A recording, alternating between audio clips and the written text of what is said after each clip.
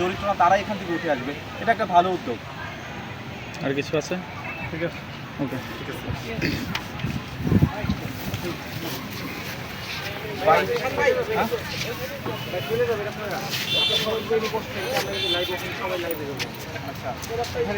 আচ্ছা, আমরা এখানে আসি যদি কারো বাইক নিতে হয় বাইক নিতে পারেন। হ্যাঁ, বাইক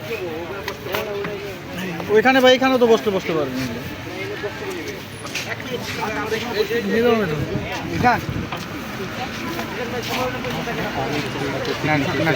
আমার ওইখানে